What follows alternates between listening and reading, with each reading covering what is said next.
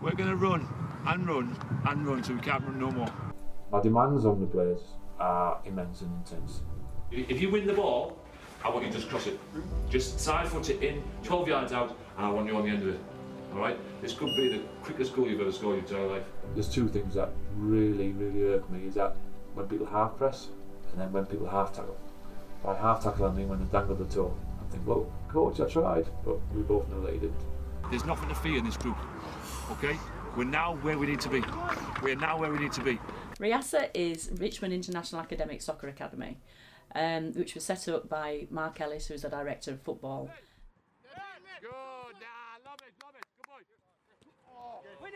It gives students the ability to study an international business degree in sports management, as well as play in the professional academy. Okay, move the ball quickly. Yeah, when it's right to play forward, play forward. It's right to keep it, keep it. Hit it. Ooh. Good strike, sir. My role as head coach, so really I have full control over the football side of what goes on, who we play, when we play, how we play. And you turn up 45 minutes late, right? I'm ready to play, coach. So I turned around and said, no, you're not. Go home. My aims for the season, when I very first came in, were to move the academy forward, get it going in the right direction, playing fast, attractive football. Players need to be physically fit and willing to adapt as they need to and as I see fit. Good. Relax. Do the ball on the jog again. My role at RIASA is I'm head of operations, so I do the day-to-day runnings of the company. I'm also the sports therapist, so I work with the physio on 3 days a week, and I also do the sports therapy for the matches if needs be. I also do a lot of the support and pastoral care with the students, because it is very difficult for them. They're away from home, they're away from the parents, so sometimes it does take them a little bit of time to settle in.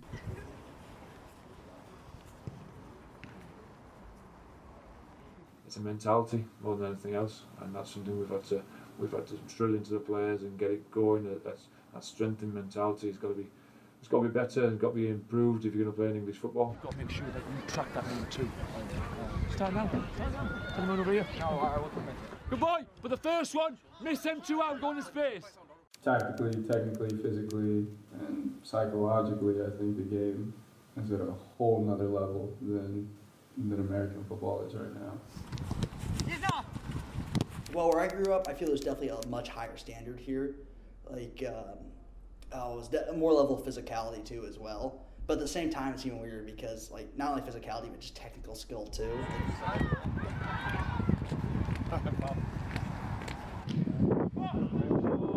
Yes!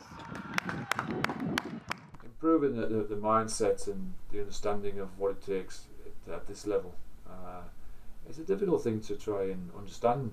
Players are so far away from parents. Sometimes the first time they've ever been away from home, and they find it quite startling to start with. First off, is definitely I'm a long way from home.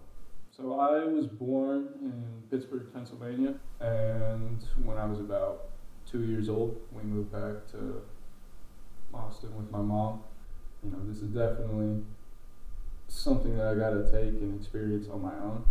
You know, because my parents and my family and my friends and all them are 5,000 miles away. So some days I'll miss home a lot. When all of us are away from our families, you know, we kind of act as a family.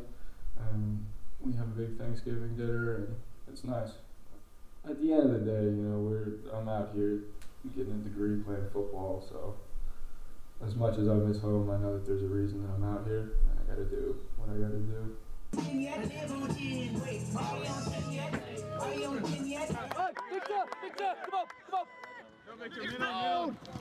on, Vic. Go on, Jake. Come on, Jake. You've got to be selfish, yeah? So you beat them on the outside, then you drive inside, and you're coming in. Just hit it with your right foot. I'm from a town in southeast Ohio called Athens. I am hoping to try and play at the next level.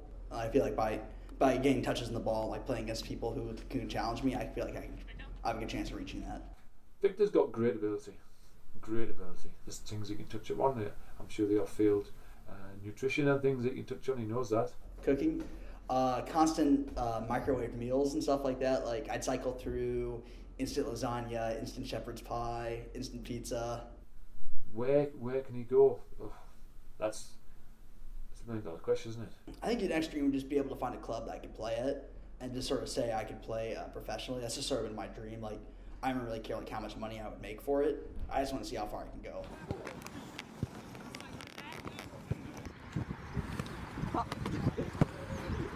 Done. Do you think I can be a pro?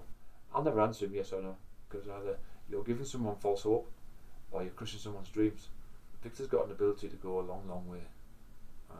Whether that'll happen, who knows? Football world is like that.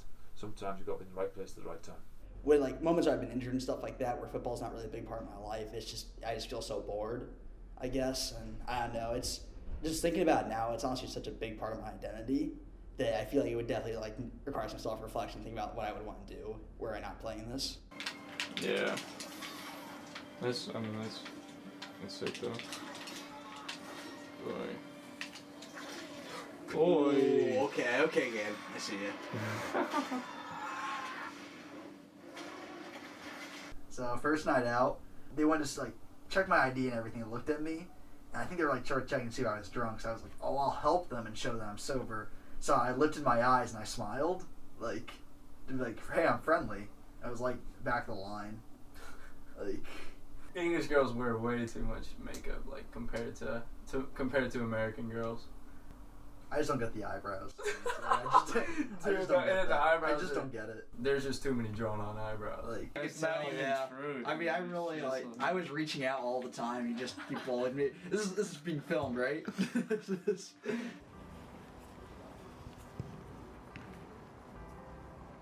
I got injured in our 8-2 loss to Curzon. I instantly knew that what I just did was dumb. After they told me how long I was going to be out, it definitely hurt. So they told me I was going to be out for about 7-8 weeks. Yeah, shake. Turn! I was just out of frustration, just kind of just kicked the fence on some hot-headed behavior. Being injured and having to watch, the rest of my team play. Every footballer will tell you the same thing. They always wish that they were playing instead of being hurt on the side. Yeah, Ty, start dropping. Time, fast.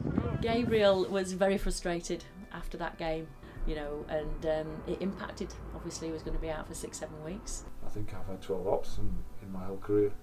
Some major ones, some minor ones. It's a horrible time. It's a lonely time, but I think it's about staying mentally strong, mentally tough, and having that end goal. I do physio for a reason as well in the sports therapy, because I get to know the students, and the ones in sport who come to physio, the ones that need that support, because if they get injured, they get very down, and so we make sure that they've got that support in the physio. So since I've been injured, I've just been shadowing and assisting Rob and Cam. The ability to kind of shadow and watch, what Rob and Cam are doing is great. And it's been really beneficial, and it hasn't just been, wasted 6 weeks. What we're trying to do is, if they are injured, we don't want them just to sit back and stay in the bedroom all day and get depressed. We want to try and put something, in for them.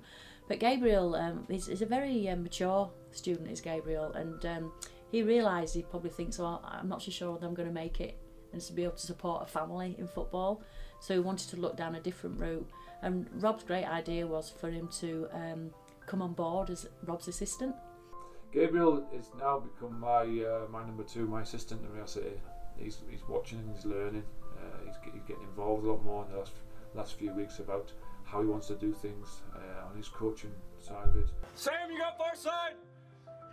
Fit, tighter. Along with focusing on rehab, enrolling in this MIFA level 2 course. I mean, just looking back at it, it's definitely kind of cemented why I'm here and what I'm doing in England. Victor off the field is very quiet. The lads love him. He's intense. He's infectious. His dribbling ability is just incredible. He's come from an area that's not notorious for football at all. It's very quiet, very subdued, but Victor is none of the above. He's just one of those players you come across from time to time who's desperate to do well. Don't force the ball. Yeah, don't force it. Getting back out on the pitch for the first time after coming off an injury always feels good. Right, it's tricky. Right, so don't try and fight him. Just move the ball, force him away from the ball. These 2 months out have definitely been a great reflection period in terms of kind of realizing what I really want to do in the sport and how I can get there.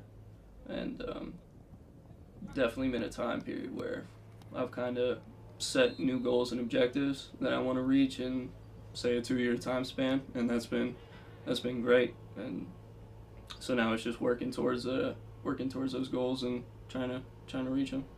2 rondos, and we're literally just gonna rondo for 10 minutes, but 2 people. There's no run it, not like our pitch. So you get it, you knock it beyond him, and you just go. Bradford on 3! 1, 2, 3, Bradford! Come on. I don't like standing still. I don't like going backwards. I have a viewpoint of where I want to be at certain times, not just in months and months, but years and years. I know where I want to go. I know what I want to be. I know how I want to be, and this is the start of that route. And I'm on my toes rather than my heels.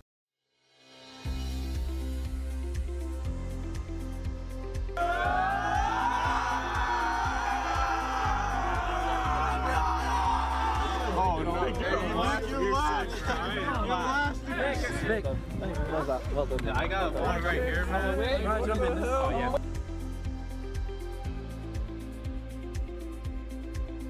A massive thank you from you and from me has to go to him. Okay, because he's the one that drove you all the way along.